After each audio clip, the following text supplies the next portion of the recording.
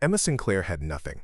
A mountain of student debt, a nursing job that barely paid the bills, and a life of caring for others while neglecting herself. But boarding the wrong private jet changed everything. Their chance encounter turned into a whirlwind romance. And now she stood beneath the Eiffel Tower with one of the world's wealthiest men. Love, destiny, and sacrifice collide. What happens next? The rain pelted down on Emma Sinclair as she rushed across the tarmac, her worn backpack clutched tightly against her chest. At 28, she was running late, again, for the medical conference flight that could change her career trajectory. 6 years as an ER nurse had left her exhausted, but still determined. This conference was her chance to network, to find a position at a hospital that might actually help her climb out of the student debt that suffocated her every month. Gate 16B, she muttered, squinting through the downpour at what she thought was her chartered flight. The sleek private jet gleamed even in the dreary weather. Strange. She'd expected a commercial airliner, not something this luxurious. But the harried ground crew member had pointed her this way when she'd shown her credentials, and the steps were down, welcoming her aboard. Emma hurried up the stairs, relieved to escape the rain. She stepped inside and froze. This was definitely not the medical conference flight. Before we jump back in, tell us where you're tuning in from, and if this story touches you, make sure you're subscribed, because tomorrow, I've saved something extra special for you. The interior was opulent beyond anything she'd ever seen. Cream leather seats, wood paneling, and at the far end, a man stood with his back to her, speaking quietly into a phone. He was tall, impeccably dressed in a tailored charcoal suit that emphasized broad shoulders. Dark hair, slightly too long for conventional business standards, curled at his nape. "Excuse me," Emma said, water dripping from her coat onto the plush carpet. "I think I'm on the wrong plane." The man turned, and Emma's breath caught. Alexander Westbrook, 34, founder of Westbrook Industries and one of the wealthiest tech innovators in the world. She recognized him from magazine covers and news segments. Those piercing gray eyes, the strong jawline softened by unexpected dimples. In person, he was even more striking. "Evidently," he said, lowering his phone. His voice was deep, with a hint of amusement.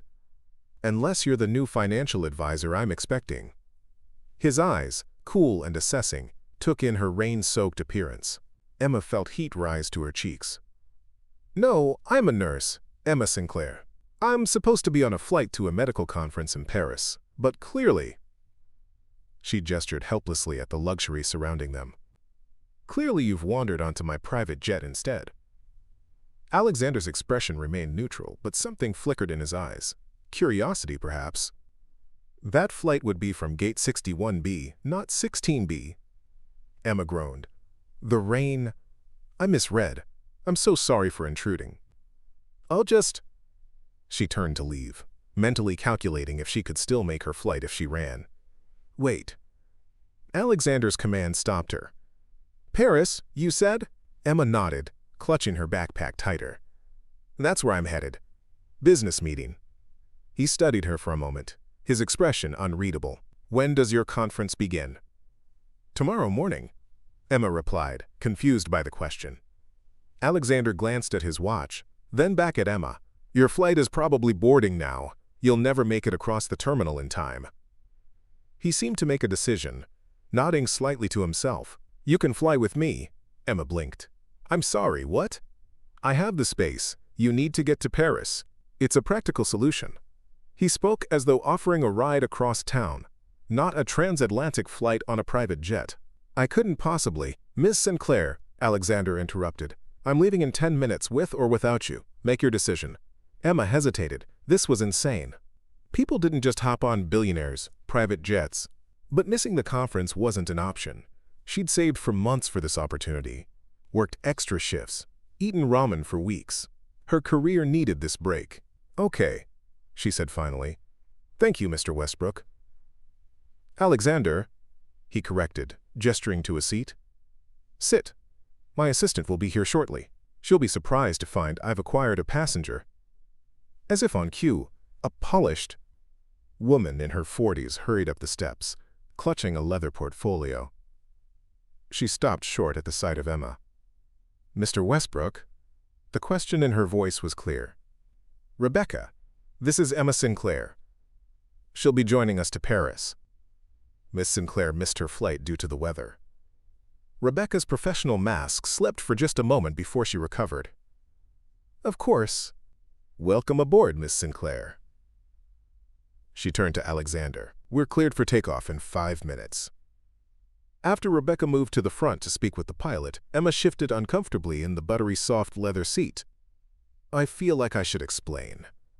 No need, Alexander said, settling across from her. Your confusion is understandable. The weather is atrocious. Most people wouldn't invite a dripping stranger onto their private jet. A ghost of a smile crossed his face. I'm not most people. That, Emma thought, was painfully obvious. Everything about Alexander Westbrook radiated wealth and power, from his bespoke suit to the way he occupied space.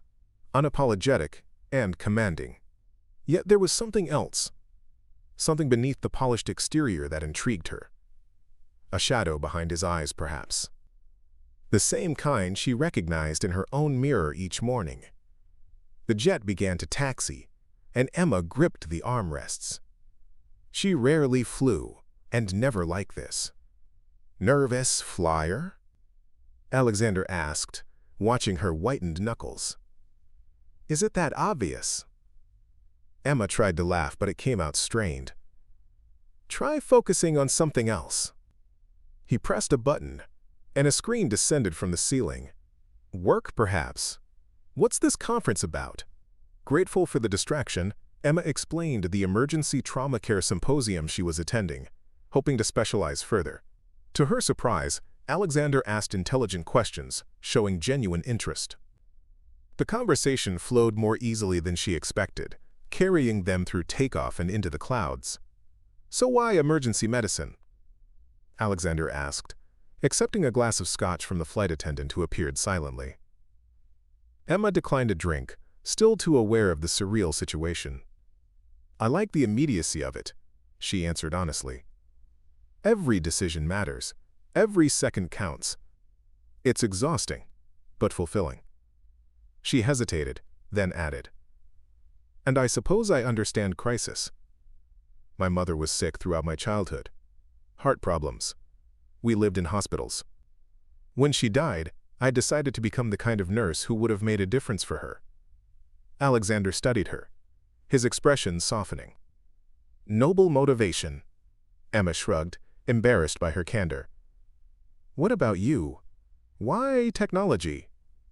Less noble, I'm afraid. I was good at it. It made money.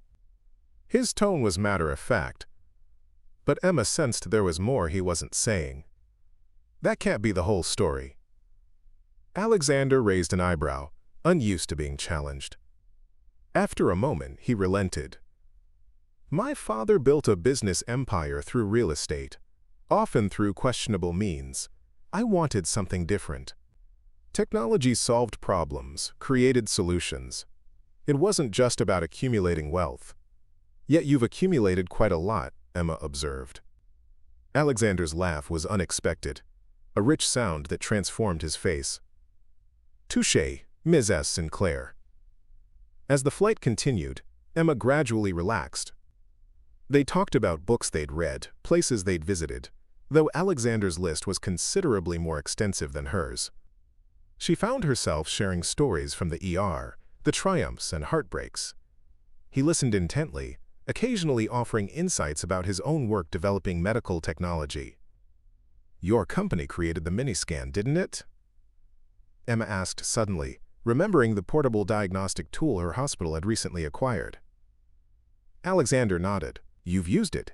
It saved a child's life last month. We identified internal bleeding in seconds instead of waiting for radiology. Something shifted in Alexander's expression. Pride, but also something deeper. That's why I do what I do. Not for the board meetings or profit margins. 4 hours into the flight, after a meal that rivaled any restaurant Emma had ever visited, she found herself stifling a yawn. Rest, Alexander suggested. There's a bedroom in the rear if you'd prefer privacy. Emma shook her head. This is fine. I just need to close my eyes for a moment. When she awoke, the cabin was dimmed. Alexander sat across from her, illuminated by the soft glow of his laptop screen. He'd removed his suit jacket and loosened his tie. Less the billionaire CEO, more the man. He looked up, catching her, watching him. "Better?" he asked. Emma nodded, stretching discreetly. "How long was I asleep?" "About 2 hours. We're over the Atlantic now." She glanced out the window at the darkness, suddenly struck by the absurdity of her situation. "This morning I was just a nurse running late for a flight. Now I'm crossing an ocean with Alexander Westbrook. Life is strange. Life is unpredictable," he corrected. "We plan, we structure, we control what we can, but sometimes—" He trailed off, looking at her with an intensity that made her heart skip. Sometimes fate intervenes. Emma felt heat rise to her cheeks again. Was Alexander Westbrook, billionaire tech mogul, flirting with her? Impossible. She was imagining things.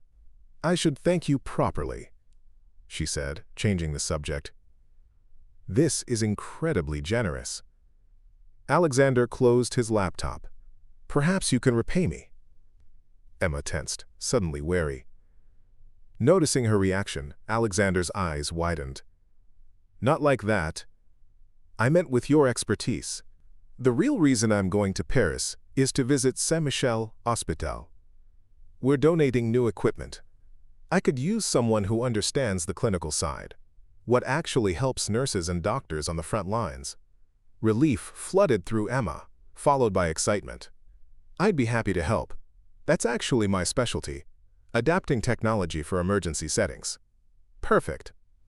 Alexander smiled, a genuine smile that reached his eyes. "Consider it a consulting job. I'll have Rebecca arrange payment." "That's not necessary. I insist." "Your time has value, Miss Sinclair." The way he said it, firm but respectful, made Emma nod in acceptance. No one in her life had ever acknowledged her worth so directly. Preparing and narrating this story took us a lot of time, so if you are enjoying it, subscribe to our channel. It means a lot to us. Now back to the story. As dawn approached, the jet began its descent into Paris. Emma peered out the window at the city of light, golden, in the early morning sun. She'd never been to Europe before. Her travel had been limited to neighboring states, budget constraints always a factor. "First time in Paris?" Alexander asked, noting her wonder. "First time outside the US?" Emma admitted. "Then you must see more than just your conference and a hospital." Before Emma could respond, Rebecca approached. "Mr. Westbrook, there's a complication with the hotel arrangements." Alexander frowned. "What kind of complication?" "The presidential suite at Le Grand is unavailable due to unexpected renovations. They've offered the ambassador suite instead, but it's significantly smaller." Emma bit back a smile. The definition of problems clearly differed in Alexander's world. "That's fine," Alexander said dismissively. "Miss Sinclair, where are you staying?" "Put on the spot," Emma faltered. "A small hotel near the conference center." "Nothing special." Alexander turned to Rebecca. "Book Miss Sinclair a suite at Le Grand, adjacent to mine if possible." "What?" "No," Emma protested. "That's too much. My hotel is perfectly adequate." "Consider it part of your consulting fee," Alexander said smoothly. "You'll be more accessible for our hospital visit." Emma wanted to argue further but sensed it would be futile. Alexander Westbrook was accustomed to getting his way. Besides, the thought of a luxury hotel was admittedly tantalizing after years of budget accommodations. The jet touched down smoothly, taxiing to a private hangar. A sleek black car waited on the tarmac. As they descended the steps, Paris stretched before them, the Eiffel Tower visible in the distance. "Welcome to Paris, Miss Sinclair," Alexander said, his hand lightly touching the small of her back as he guided her toward the car. The contact, brief and perhaps unintentional, sent an unexpected warmth through Emma. She reminded herself sternly that this was a chance encounter, nothing more. Alexander Westbrook inhabited a different world, one of boardrooms and billions, not emergency rooms and student loans. The drive to Le Grand took them through the heart of Paris. Emma tried not to press her face against the window like an excited child, but couldn't help drinking in the sights. The Seine glittering in the morning light, the grand boulevards lined with chestnut trees, the elegant Haussmannian buildings. Alexander watched her, a small smile playing at his lips. "You should see your face right now." Emma tore her gaze from the window. Is it that obvious I'm a tourist? It's refreshing, he said. Most people I know are too jaded to appreciate beauty anymore. At Le Grand, they were whisked through a private entrance, bypassing the ornate lobby. Emma's suite was indeed adjacent to Alexander's, connected by shared terrace overlooking the city. The room was larger than her entire apartment, decorated in shades of cream and blue, with a four-poster bed that looked impossibly inviting. This is... Words failed her. Acceptable? Alexander suggested, amusement in his voice as he stood in the doorway.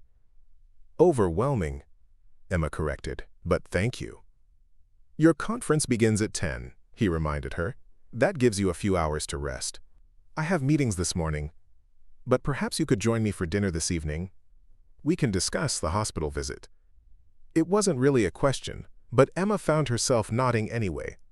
That would be nice. After Alexander left, Emma sank onto the plush bed, still in her rumpled clothes from yesterday. The past 24 hours felt like a dream, or someone else's life entirely. She should be exhausted, but adrenaline and excitement kept her wide awake. She showered in the marble bathroom, savoring the luxury of the rainfall showerhead and fragrant French toiletries. The hotel had sent up a selection of clothes in her size, a thoughtful touch arranged by Rebecca, no doubt. Among them was a simple but elegant blue dress that would be perfect for dinner. Emma frowned, realizing she was already thinking beyond the conference, beyond her real purpose in Paris. This wasn't a fairy tale. Tomorrow she'd return to her regular life. Night shifts, loan payments, and instant coffee. Alexander would remain in his world of private jets and presidential suites. Still, as she dressed for the conference in clothes far nicer than her usual scrubs, Emma couldn't help wondering what dinner with Alexander would bring. There had been moments on the plane when she'd caught him looking at her with an intensity that seemed more than professional interest. The conference exceeded her expectations. Emma absorbed every presentation, made valuable connections, and even contributed during a workshop on emergency triage protocols. Her colleagues were impressed when she mentioned she would be visiting St. Michel Hospital with Alexander Westbrook, though she downplayed their connection, describing herself simply as a consultant. By late afternoon, Emma returned to the hotel, professionally fulfilled but physically exhausted. She had just enough time to change into the blue dress before dinner. As she fastened a simple silver necklace, her mother's, the only piece of jewelry she owned, a knock came at the door connecting her terrace to Alexander's. She opened it to find him standing there, transformed from the businessman she'd met yesterday.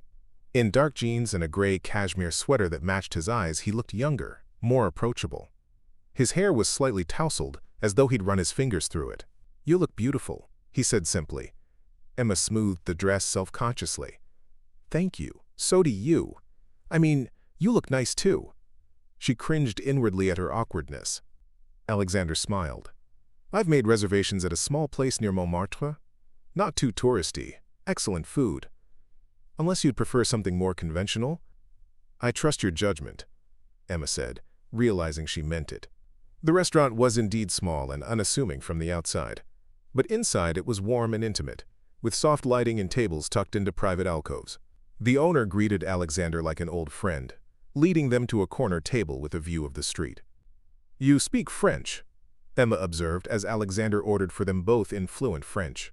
My mother was French, he explained. She insisted I learn. It's one of the few things from her I've kept. The way he said it, matter of fact but with an undercurrent of something painful, made Emma curious. You weren't close? Alexander swirled the wine in his glass. My parents divorced when I was 8. My father got custody, or rather, his lawyers did.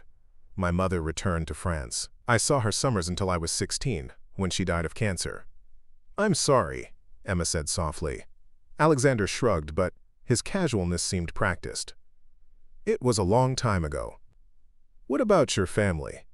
Emma told him about growing up in a small town in Michigan, her father leaving when she was young, her mother working multiple jobs while battling congenital heart problems. After she died, it was just me. I worked my way through nursing school. Not exactly a heartwarming story.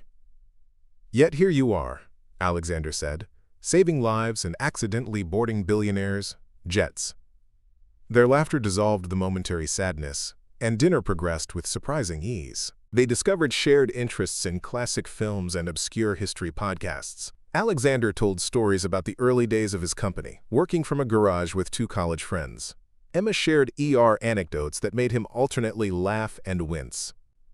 By dessert, Emma realized she'd never felt so comfortable with someone so quickly. There was something about Alexander that invited confidence. Perhaps because beneath his wealth and success, she sensed a kindred spirit. Someone who understood loss and had built their life around filling the gaps it left behind. As they walked back to the hotel through the Paris streets, Alexander surprised her by taking her hand.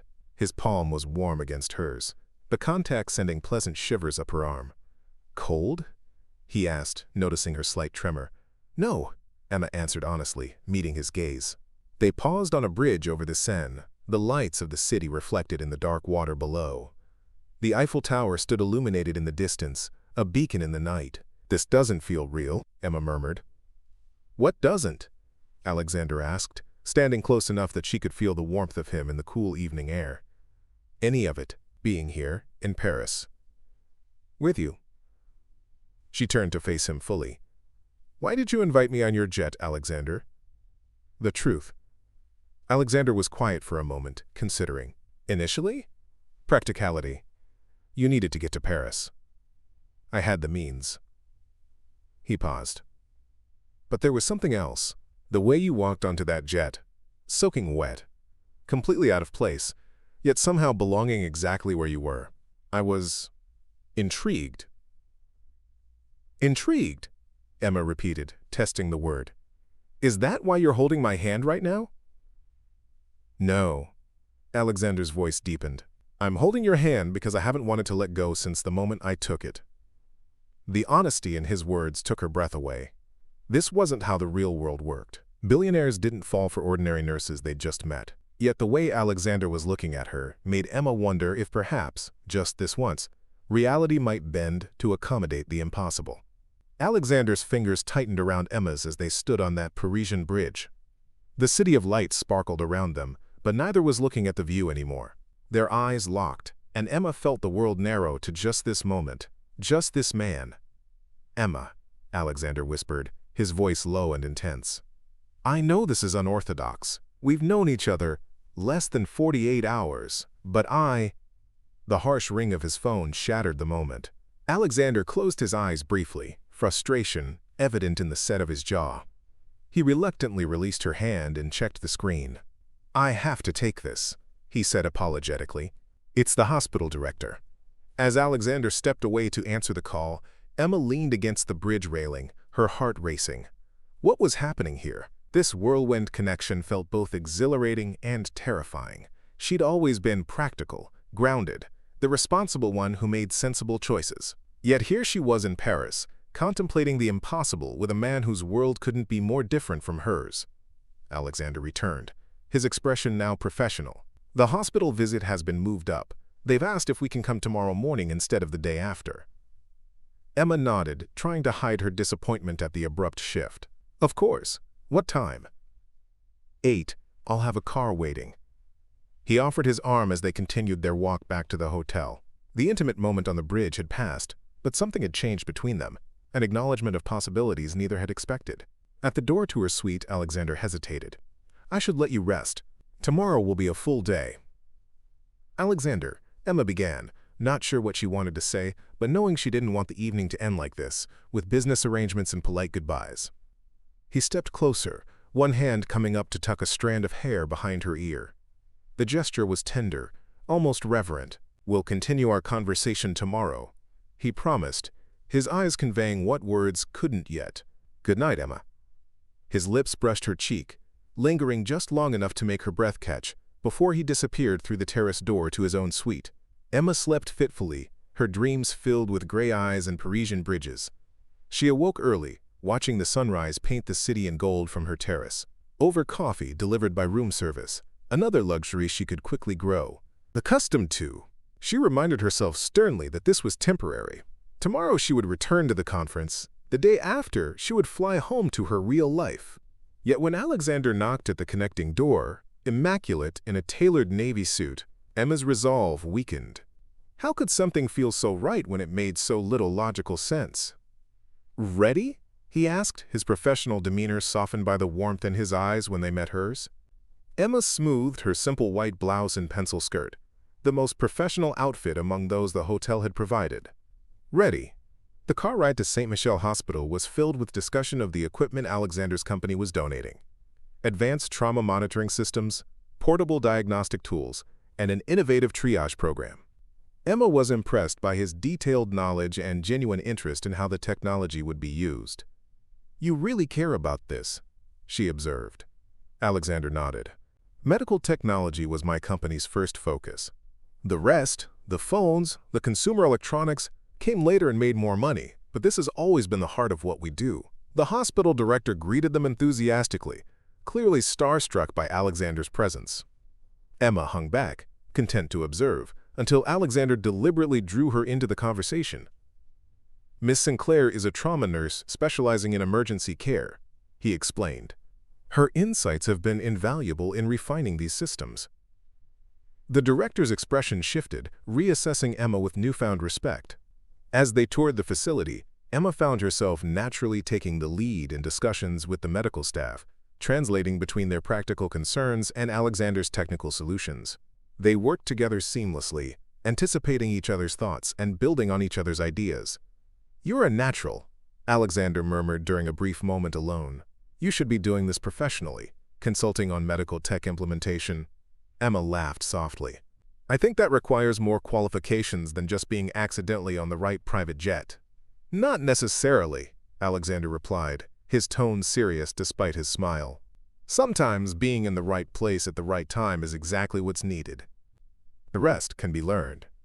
The morning passed quickly, and by noon, the donation was formalized with handshakes and photographs for the hospital newsletter. As they left the building, Alexander turned to Emma. "That was productive thanks to you." He checked his watch. "Your conference doesn't resume until tomorrow, correct?" Emma nodded, wondering what he was thinking. "Then I'm kidnapping you for the afternoon," he announced. No negotiations. Before she could protest, they were in the car heading away from the hotel district. "Where are we going?" Emma asked, both excited and nervous. "Paris," Alexander said simply. "The real Paris, not the conference rooms and hospitals." What followed was a day Emma knew she would remember for the rest of her life. Alexander showed her Paris as only someone who loved the city could. Small museums hidden in courtyards, cafes frequented by locals rather than tourists, gardens tucked away from the main thoroughfares. They strolled along the Seine, browsed in a bookstore where Alexander insisted on buying her a beautifully illustrated medical text from the 1800s, and shared crepes from a street vendor. "My mother brought me to that crepe stand every Sunday after church," Alexander confided as they sat on a bench, watching boats drift down the river. "It was our ritual, just the two of us." "You miss her?" Emma said. It wasn't a question. Alexander was quiet for a moment. "I miss who we were together. With her, I was just Alexander. Not the Westbrook heir, not the CEO, just a boy who loved his mother's stories and had syrup perpetually stuck to his fingers."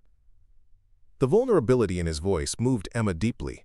She understood what it meant to miss that kind of unconditional belonging. Without thinking, she reached for his hand, twining her fingers with his. "I haven't talked about her in years," Alexander admitted. "Not like this." "Sometimes it's easier to open up to strangers," Emma suggested. Alexander's gaze was intense. "You don't feel like a stranger, Emma. That's what's so extraordinary about this." As afternoon faded into evening, they found themselves at a small jazz club where the music was sultry and the lights low. Alexander ordered champagne, and they toasted to unexpected journeys. "Dance with me," he said when a slow song began. On the tiny dance floor, Alexander pulled Emma close, one hand at the small of her back, the other still holding hers. They moved together as if they'd done this 100 times before, her head eventually coming to rest against his chest. She could hear his heartbeat, strong and steady beneath her ear. "This is dangerous," Emma murmured, half to herself. "Why?"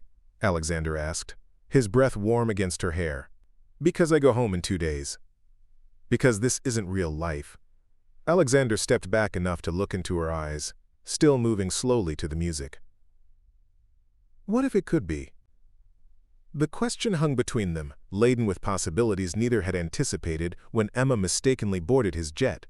Before she could answer, Alexander lowered his head and kissed her, softly at first, then with growing intensity as she responded. The world fell away, the music faded, and there was only this moment, this connection that defied all logic but felt more right than anything Emma had ever known. When they finally broke apart, both slightly breathless, Alexander rested his forehead against hers. "Stay," he whispered. "Stay in Paris with me." Reality crashed back in. "I can't," Emma replied, regret heavy in her voice. "I have responsibilities, a job, patients who depend on me." "Just a few more days," Alexander pressed. "The weekend. I'll fly you back Monday morning." Emma hesitated. The rational part of her knew she should decline. Extended her stay meant spending money she didn't have, missing shifts she couldn't afford to lose. But the way Alexander was looking at her made all those practical concerns seem distant and unimportant. "I'd have to call my supervisor," she said slowly. "See if someone could cover my weekend shifts." Alexander's smile was radiant. "Is that a yes?" "It's a maybe," Emma corrected, but she was already smiling too. Back at the hotel, Alexander waited on the terrace, while Emma made her call. To her surprise, her supervisor was understanding, even enthusiastic, when Emma mentioned she was in Paris with Alexander Westbrook, discussing potential improvements to their emergency protocols. "Take the weekend," her supervisor insisted. "God knows you've covered enough shifts for everyone else. And if Westbrook Industries might be interested in our hospital, all the better." Emma felt a twinge of guilt at the implication. She hadn't meant to suggest any professional connection beyond the current moment. But before she could clarify, her supervisor had already hung up, promising to handle the schedule changes. When Emma stepped onto the terrace, Alexander was standing at the railing. The lights of Paris spread before him. He turned at the sound of her approach, his expression questioning. "I can stay until Monday," she said. The joy that lit his face was worth any complications she might face later. He crossed to her in 2 long strides, sweeping her into an embrace that lifted her feet from the ground. When he set her down, his expression had grown serious despite his smile. "I want to show you something tomorrow," he said. "Something important to me."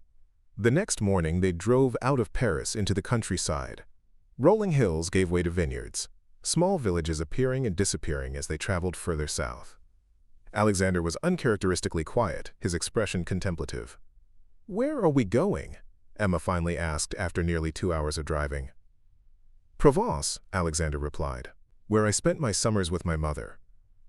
Emma understood then the significance of this journey. He was sharing a part of himself few ever saw, the boy before the billionaire. The village when they reached it was like something from a storybook, stone houses with blue shutters, window boxes overflowing with flowers, narrow streets winding up a gentle hill. At the center stood a small church, its bell tower visible from miles away. Alexander parked near a modest stone cottage at the edge of town.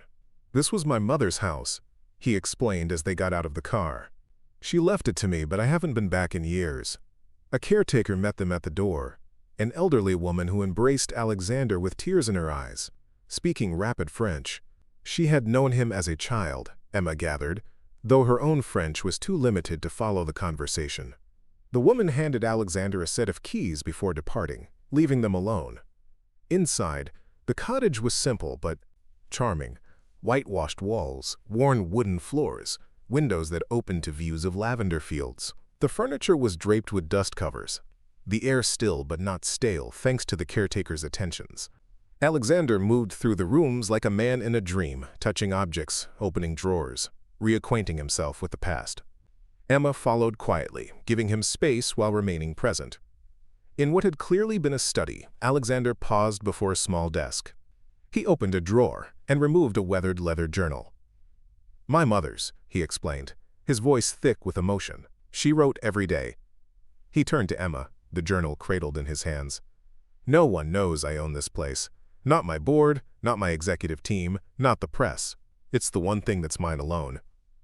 The significance of his bringing her here wasn't lost on Emma. This wasn't a casual revelation, but a deliberate sharing of his most private self. "Thank you for showing me," she said simply. Alexander set the journal down carefully. "I've been thinking about something you said yesterday, about this not being real life. You're right in a way. Paris is an interlude, a beautiful dream. He stepped closer. But what I feel for you, Emma, that's becoming very real. Emma's heart raced. This was moving too fast, defying all the cautious rules she'd lived by. Yet she couldn't deny her own feelings. The connection that had formed so quickly yet felt so solid. I feel it too, she admitted. But Alexander, we live in different worlds. When this weekend ends— It doesn't have to, he interrupted. Not if we don't want it to. Emma shook her head, reality asserting itself. I have student loans, a lease, patients who count on me. I can't just walk away from my responsibilities because a handsome billionaire swept me off my feet in Paris. Alexander smiled at her characterization but grew serious again. What if I could help with that? The loans, at least. No, Emma said firmly. I won't be another obligation, another problem for you to solve with money.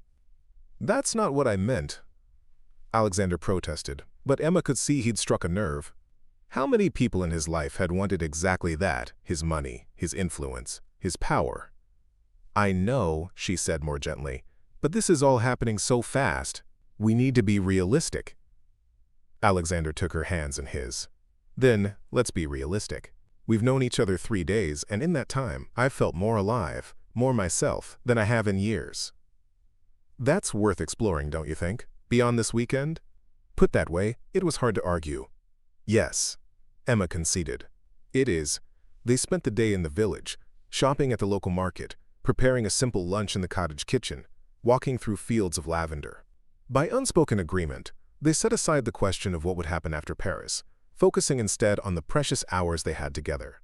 That night, beneath stars brighter than any Emma had seen in the city, their relationship deepened beyond words, beyond the physical connection that had been building between them since that first meeting on the jet. In Alexander's arms, Emma felt both vulnerable and stronger than she'd ever been. The weekend passed too quickly, a dream of countryside mornings and Parisian nights.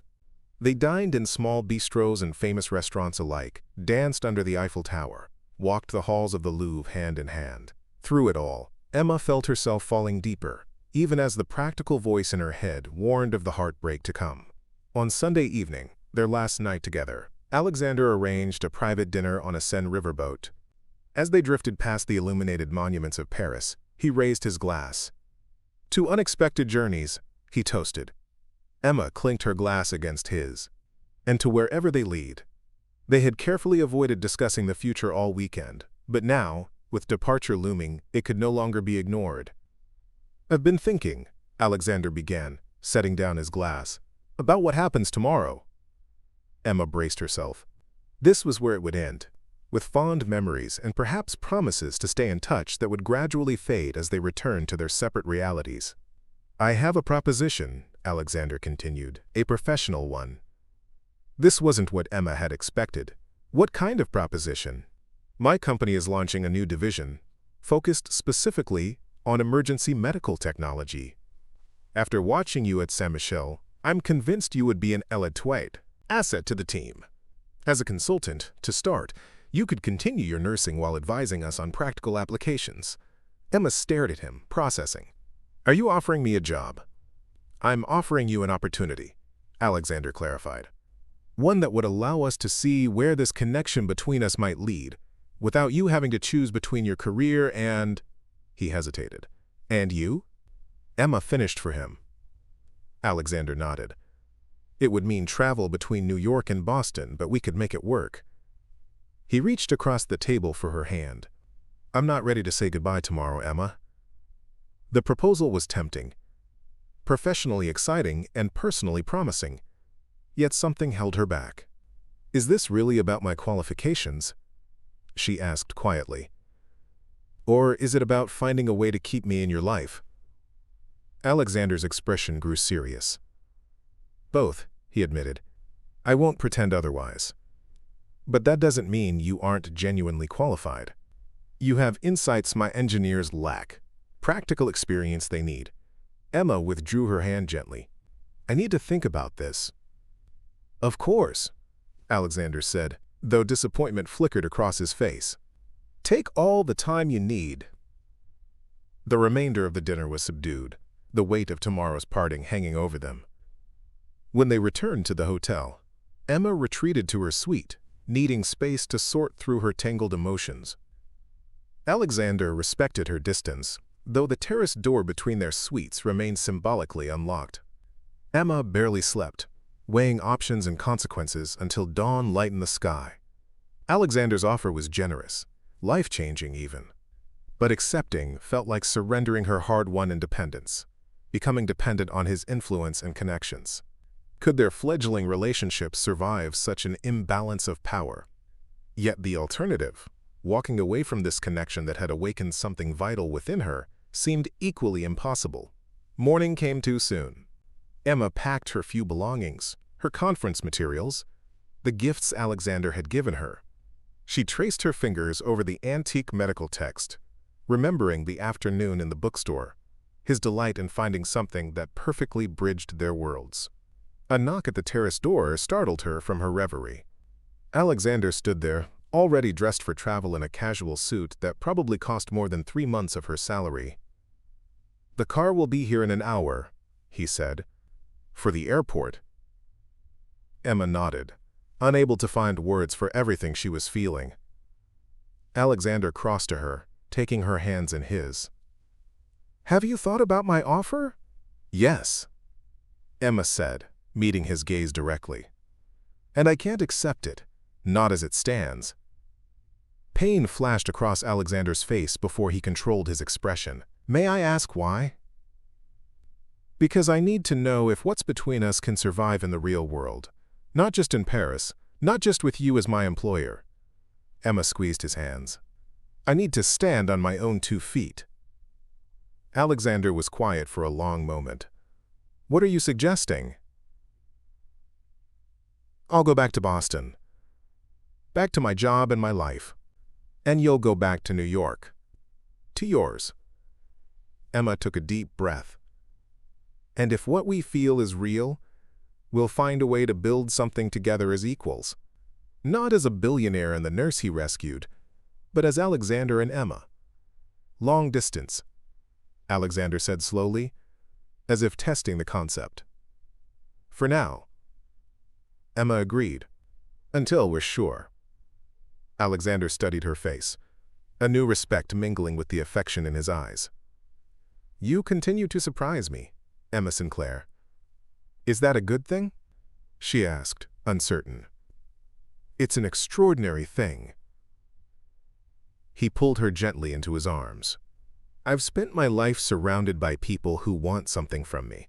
My money, my influence, my connections. You're the first person in a very long time who's turned down what I can give you in favor of who I am."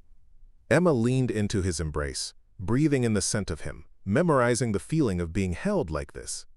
"I just want a chance for something real," she whispered against his chest. Alexander tilted her chin up, his gaze intense. "Then we'll make it real, on your terms.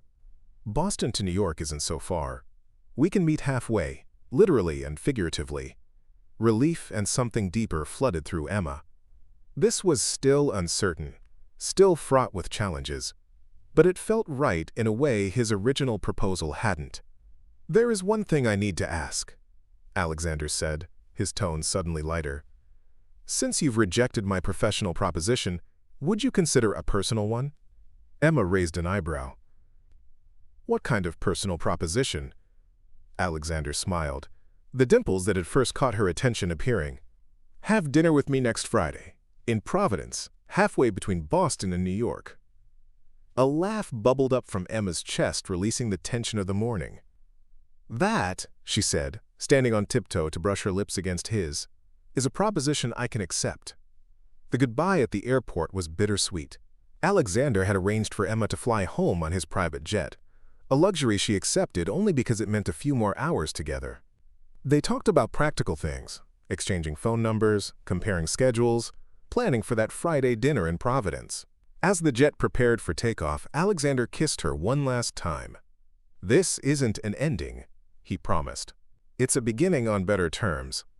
Emma watched Paris recede beneath the clouds, her heart full of contradictions. Sadness at leaving, but hope for what might come next. 3 days ago, she'd been a nurse running late for a flight. Now she was flying home on a private jet, carrying the promise of something she'd never expected to find. Her phone chimed with a text as they reached cruising altitude. Alexander, already back in his car heading to his Paris office before flying to New York that evening. "Missing you already," the message read. "But looking forward to building something real." Emma smiled, typing her reply, "Something real, one step at a time." As the jet carried her back across the Atlantic, Emma reflected on the whirlwind that had changed her life. Boarding the wrong plane had led her not just to Paris, but to possibilities she'd never imagined. Whatever happened next, whether their relationship flourished or faded in the light of everyday reality, she would always have Paris, always have these days when the impossible suddenly seemed within reach.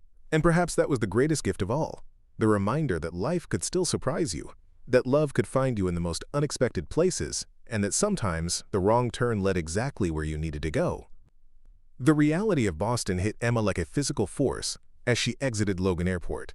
The dreary rain, the honking taxis, the rush of people with no time to notice each other, all so different from the Paris she'd left behind.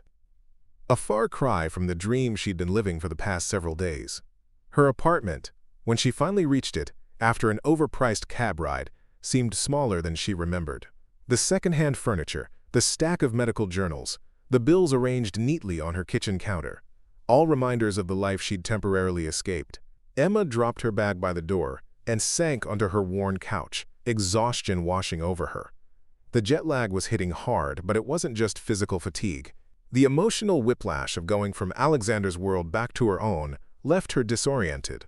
Her phone chimed with a text. Alexander, true to his word, checking that she'd arrived safely. "Home in one piece?" She wrote back, "Though it feels strange after Paris." His reply came quickly. "Paris misses you already, as do I." Emma smiled despite her exhaustion. They had agreed to call tomorrow after she'd had time to rest, and he'd finished his meetings in New York. For now, this simple exchange was enough, a thread connecting her to the man who had turned her world upside down. Sleep came quickly that night, but morning arrived with brutal efficiency. Emma's alarm blared at 5:30 a.m., reminding her that her shift at the hospital started in 90 minutes. She moved through her routine mechanically, shower, coffee, protein bar eaten, while reviewing patient notes from her days away. By 6:45, she was walking through the sliding doors of Boston General's emergency department, the familiar antiseptic smell and fluorescent lighting greeting her like old friends. "Well, look what the cat dragged in," called Mia, a fellow nurse and Emma's closest friend at the hospital. "How was Paris? Did you bring me a beret?" Emma laughed, some of the heaviness lifting. "No beret, but I did bring chocolate." "Even better." Mia fell into step beside her as they headed to the locker room. "So, spill. How was the conference? Learn anything revolutionary?" "The conference was great," Emma said truthfully, hanging her coat in her locker. "Very informative." Mia raised an eyebrow. "That's it? You go to Paris for 5 days and all I get is very informative? No handsome French doctors? No romantic evenings by the Seine?" Emma busied herself with arranging her scrubs, avoiding Mia's shrewd gaze. "It was a medical conference, not a dating show." Uh-huh." Mia crossed her arms. "Then why are you blushing? And why did Dr. Reynolds tell everyone you were consulting with Alexander Westbrook about some fancy new equipment?" Emma winced. She should have known her supervisor would share that detail. "It's complicated." "Complicated how?" "Wait," Mia's eyes widened. "Did you actually meet Alexander Westbrook? The Alexander Westbrook? Tech genius, billionaire extraordinaire, and, according to People magazine, one of the most eligible bachelors in America?" Before Emma could formulate a response that wouldn't reveal too much, their conversation was interrupted by the arrival of more staff. The morning huddle began. Assignments were distributed, and Emma was grateful for the reprieve. How could she possibly explain what had happened in Paris without sounding delusional? The shift was relentlessly busy. A multi-car pileup on the highway sent a wave of trauma patients their way, followed by the usual stream of emergencies. Emma threw herself into the work, finding comfort in the familiar rhythm of triage, assessment, intervention. Here she knew exactly what to do, exactly who she was. It wasn't until her lunch break, 7 hours into her shift, that she had a moment to check her phone. 3 missed calls from Alexander and a text. In meetings all day, but wanted to hear your voice. Call when you can? Emma retreated to the quiet of the staff room's corner and called him back. Emma. Alexander answered immediately, as if he'd been waiting for her call. The sound of his voice sent a rush of warmth through her. How's your first day back? Chaotic, she admitted. Multiple traumas this morning. I'm on my first break. Are you eating? He asked, concern evident even through the phone. Emma glanced at the half-eaten sandwich on the table. Trying to. I won't keep you then. I just wanted to. He paused. I needed to make sure this is still real. That Paris wasn't just a dream we both had. The vulnerability in his voice touched her deeply. It wasn't a dream, she assured him. I'm wearing the necklace you bought me at that little shop near Notre Dame, actually. To remind myself. Good, Alexander said, his relief palpable. Our dinner reservation in Providence is confirmed for Friday, 7 o'clock at Bellini. I'll send a car for you. I can take the train, Emma protested, the old worry about independence resurfacing. Please, let me do this one thing, Alexander countered. The train schedule is unpredictable, and I don't want to waste a minute of our time together. Put that way, it was hard to refuse. All right, Emma conceded, but I'm paying for dessert. Alexander's laugh was warm through the phone. Deal. The rest of the week passed in a blur of work and anticipation. Emma and Alexander spoke every day, quick calls during her breaks, longer conversations in the evenings. They discovered more common ground, shared political views, similar taste in books, the same dry sense of humor. But they also found differences that sparked engaging debates rather than discord. By Friday, Emma was a bundle of nerves and excitement. She'd changed outfits 3 times before settling on a simple burgundy dress that she hoped struck the right balance between elegant and not trying too hard. The car arrived precisely at 4:30, giving her plenty of time to reach Providence for their 7 o'clock dinner. The driver was courteous but discreet, offering no indication that he knew who had sent him or who Emma was meeting. Providence was beautiful in the early evening light, the university buildings and restored warehouses glowing golden as the sun began to set. Bellini was situated in a historic building downtown, its understated exterior belying the elegant interior. Alexander was already waiting when she arrived, standing as soon as he saw her. In a charcoal suit that emphasized his broad shoulders, he looked every inch the successful CEO, but the warmth in his eyes when they met hers was purely Alexander, the man she'd come to know in Paris.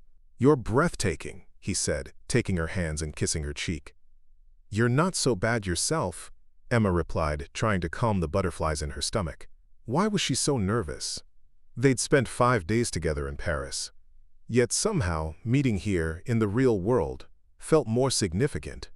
Dinner was extraordinary, the food exquisite, the conversation flowing easily between professional topics and personal revelations. Alexander shared stories from his college days, before his company took off. Emma told him about her most memorable patients, the ones who had shaped her approach to nursing. I've been thinking about your concerns, Alexander said as they lingered over dessert, tiramisu that Emma had indeed insisted on paying for. About power imbalances between us. Emma set down her fork, giving him her full attention. You were right to question my job offer, he continued. It was impulsive, motivated more by my desire to keep you close than by proper business considerations. He reached across the table for her hand. But that doesn't mean I don't believe in your abilities, so I have a different proposition. I'm listening, Emma said cautiously. My company has a grant program for healthcare innovations. It's administered independently, through a committee I don't sit on. The next round of applications opens next month. Alexander squeezed her hand gently. You have insights about emergency care that could save lives, Emma. Ideas worth developing. If you applied, it would be evaluated on merit alone. Emma considered this. It was a thoughtful solution, a way for her to potentially advance her career without directly benefiting from their personal relationship. I'll think about it, she promised. That's all I ask. Alexander's smile was warm. Now, I have one more surprise for the evening if you're willing. The surprise turned out to be tickets to a jazz performance at a nearby club, reminiscent of their evening in Paris, but with a distinctly American flavor. As they swayed together on the dance floor, Emma felt the last of her anxiety melt away. This felt right. Being with Alexander in her world, creating new memories that belonged to their shared future rather than their Parisian past. When the night ended, Alexander walked her to the waiting car. "I wish you could stay," he said, his voice low and intimate. "Me too," Emma admitted, "but I have an early shift tomorrow." "Next time," Alexander promised, drawing her close for a kiss that left her breathless. "Next weekend in New York? I want to show you my world the way you're showing me yours." Emma nodded, already anticipating their next meeting. "Call me when you get back to New York?" "The moment I land," he promised. The following weekend in New York was another revelation. Alexander's penthouse apartment was exactly as luxurious as Emma had imagined, but it was also surprisingly personal, filled with books, artwork he'd collected himself, photographs from his travels. Not a showplace, but a home. He took her to his favorite spots in the city, not the tourist attractions, but the places that held meaning for him. The small Italian restaurant where he'd celebrated his company's first major contract. The bench in Central Park where he'd made the decision to expand into consumer technology. The quiet museum gallery where he went to think when decisions weighed heavily. By Sunday evening, as they shared a quiet dinner in his apartment, Emma realized something had shifted between them. The fairy tale quality of Paris had evolved into something more substantial, a relationship built on genuine understanding and shared values rather than just the magic of an unexpected encounter. "What are you thinking about?" Alexander asked, noticing her thoughtful expression. "Us," Emma answered honestly. "How different this feels from Paris." A flicker of concern crossed his face. "Different in a good way?" "In the best way," she assured him. Paris was wonderful, but it wasn't real life. This, getting to know each other in our everyday worlds, this is building something that could last. The relief and joy in Alexander's smile made her heart swell. "That's exactly what I want, Emma. Something that lasts." The next 2 months fell into a pattern that somehow worked despite the challenges of distance. Weekends alternated between Boston, New York, and sometimes Providence, their middle ground. They talked daily, sharing the triumphs and frustrations of their separate lives while steadily building a shared one. There were adjustments, of course. Emma had to grow accustomed to the occasional photographer who recognized Alexander when they were out together. Alexander had to learn that Emma's hospital schedule wasn't flexible. Emergencies didn't care about weekend plans, but they navigated these obstacles together, finding compromises that respected both their worlds. When Emma couldn't leave Boston due to staff shortages, Alexander flew in for just a few hours between meetings. When Alexander had a charity gala he couldn't miss, Emma rearranged her shifts to attend with him, holding her own in conversations with CEOs and celebrities. Through it all, Emma maintained her independence fiercely. She still paid her own rent, still worked her regular shifts, still took the train to New York more often than she accepted Alexander's offers of a car service. And Alexander, to his credit, respected her boundaries even when he didn't fully understand them. The healthcare innovation grant application became Emma's passion project. Working evenings and weekends when she wasn't with Alexander, she developed a proposal for a mobile triage system that combined her practical experience with the latest technology. Alexander offered advice when asked but never imposed his vision. When the grant committee selected her proposal as one of 10 finalists, Emma was ecstatic. The final round involved a presentation in Chicago, a chance to bring her idea to life if she could convince the committee of its value. "I'm so nervous," she admitted to Alexander the night before her flight. They were FaceTiming, her apartment visible behind her as she packed. "You're going to be amazing," Alexander assured her. "You know this subject better than anyone. Just speak from that knowledge and passion." "I wish you could be there," Emma said, then immediately felt guilty. Alexander had an important board meeting he couldn't reschedule. "But I understand why you can't." "Just know I'm with you in spirit," he promised. "Call me the second you're done, no matter what happens." The presentation went better than Emma could have hoped. The committee was engaged, asking thoughtful questions that showed they understood the potential impact of her system. By the time she left the conference room, she felt a quiet confidence. Regardless of the outcome, she had done her absolute best. She called Alexander from the taxi to her hotel, adrenaline still coursing through her. "They really listened," she told him excitedly. "They got it. How this could change emergency response in rural areas especially." "Of course they did," Alexander said, pride evident in his voice. "When will you hear their decision?" "Tomorrow morning," Emma replied. They're announcing the 3 projects they'll fund at a breakfast reception. I wish I could be there with you, Alexander said, echoing her words from the night before. You're with me in spirit, Emma reminded him, smiling at the symmetry. That night, alone in her hotel room, Emma reflected on how much had changed in the 3 months since she'd accidentally boarded Alexander's jet. Not just her relationship status, but her sense of what was possible, both professionally and personally. She had always been ambitious in her career, but Alexander's belief in her had expanded her vision of what she might accomplish. More importantly, she had found a partner who valued her strength rather than being intimidated by it, who challenged her to grow while supporting her independence. The power imbalance she had feared had gradually equalized as they built trust and mutual respect. Emma fell asleep thinking about the future, not just tomorrow's announcement, but the months and years beyond. For the first time, she allowed herself to imagine a shared life with Alexander, not as a fantasy, but as a genuine possibility.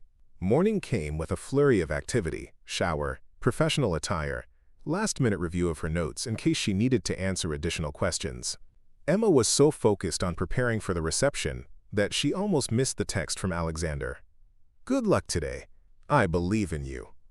Those simple words steadied her nerves as she entered the hotel ballroom where the reception was being held. Tables were arranged with elegant place cards, the grant committee seated at the front of the room. Emma found her assigned seat among the other finalists, exchanging nervous smiles with her competitors. The committee chair approached the podium, welcoming everyone and thanking them for their innovative proposals. All 10 finalists presented exceptional ideas, she said. Choosing just 3 to fund was incredibly difficult. Emma's heart raced as the chair began announcing the selected projects. The first went to a team developing an artificial intelligence system for predicting sepsis. The second to a doctor creating affordable prosthetics using 3D printing technology. 1 grant remained. Emma took a deep breath, trying to manage her expectations. Simply being a finalist was an achievement. If she didn't receive the funding, she would find another way to develop her system. Our final grant, the chair announced, is awarded to Emma Sinclair for her mobile triage response system. For a moment, Emma couldn't move, couldn't breathe. Had she heard correctly? A gentle nudge from the finalist beside her confirmed it. She had won. The next minutes passed in a blur. Walking to the podium, accepting the ceremonial check, giving a brief speech of thanks. It wasn't until she returned to her seat that the reality truly sank in. Her idea would become reality. The committee believed in her vision enough to invest in it. As the reception concluded, Emma found herself surrounded by well-wishers. Other finalists offering congratulations, committee members expressing enthusiasm for her project, healthcare administrators exchanging business cards. Through it all, one thought dominated. She couldn't wait to share this moment with Alexander. Finally breaking away from the crowd, Emma hurried to a quiet corner of the lobby to call him. The call went straight to voicemail. He was probably still in his board meeting. She left an excited message, then texted the news.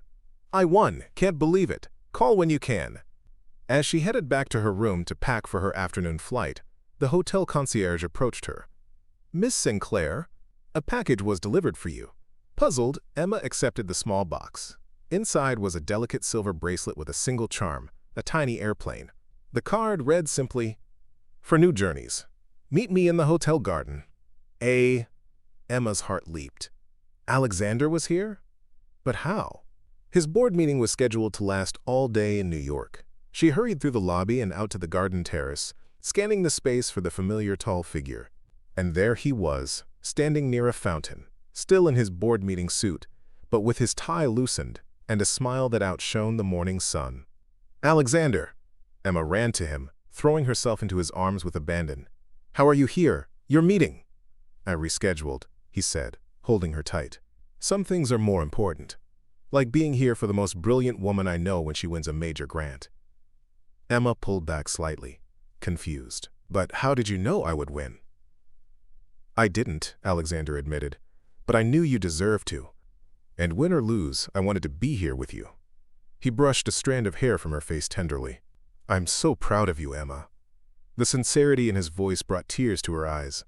This man had flown halfway across the country on the chance that she might need him. Not to solve her problems or take control, but simply to stand beside her in a moment that mattered.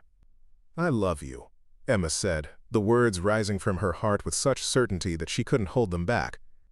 They hadn't said it yet, both cautious about moving too quickly after their whirlwind beginning. But in this moment, surrounded by spring flowers in a Chicago garden, Emma knew beyond doubt that what she felt was real and lasting. Alexander's expression softened with wonder. "I love you too," he replied, his voice rough with emotion. "So much that it terrifies me sometimes." He reached into his pocket and withdrew a small velvet box. Emma's breath caught.